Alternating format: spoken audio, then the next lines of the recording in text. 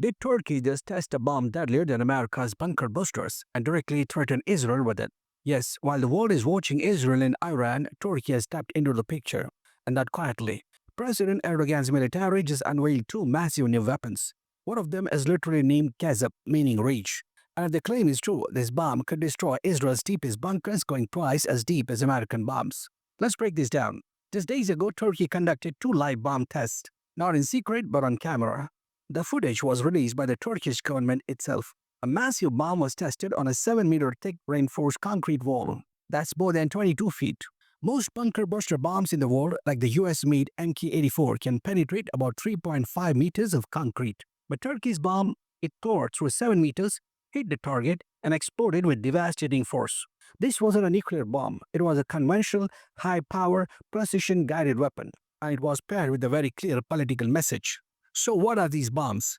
Turkey introduced two new bombs. One Hayalet, which means coast, and two Gazap, which means rage. Both are about 1000 kg, heavy, precision-guided, and capable of being launched from F-16 fighter jets. But it's Gazap that's catching global attention. Why? Because when it explodes, it releases 10,000 bomblets, tiny high-impact fragments that spread destruction in a 2-kilometer radius. Imagine 10,000 metal splinters tearing through military bunkers, underground shelters, or air bases. It's not just a bomb, it's a message. And here's the important part. Turkey says these bombs are 3 times more powerful than the US Mk-84 bombs, which are widely used by NATO forces. Think about that. A NATO is developing bombs that outpower America's most advanced conventional bunker busters. Why and why now? President Recep Tayyip Erdogan has been vocal in recent months. He said we want to make our army so powerful that no country dares to threaten us.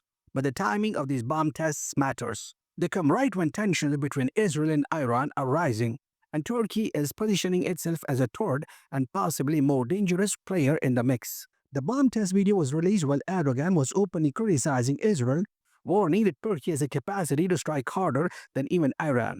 That's a massive escalation. Now let's be clear, Turkey and Israel don't share a border. But the rivalry isn't new, and Turkey has emphasis in places very close to Israel, including Syria. Here's where it gets murky. In Syria, a man named Abu Muhammad al-Julani, once a wanted terrorist, formerly linked to ISIS and al-Qaeda, now leads a group called HTS, Hayat Tahrir al-Sham. Guess what? He now runs parts of Syria with support from Turkey. In fact, after the fall of Assad's government in late 2024, aided by Israeli and American-backed strikes, Julani is now seen by some as a Turkish proxy in Syria.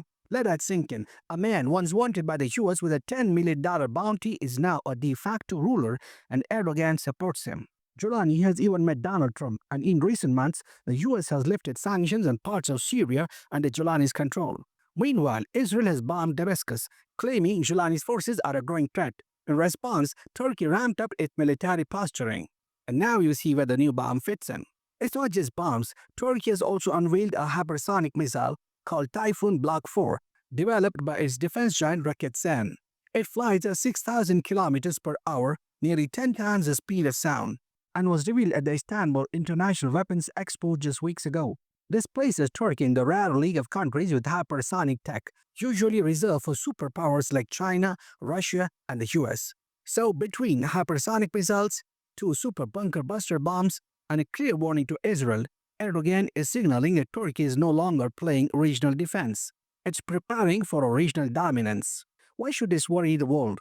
Because now Israel isn't just dealing with Iran-backed Hezbollah in Lebanon or Houthis in Yemen.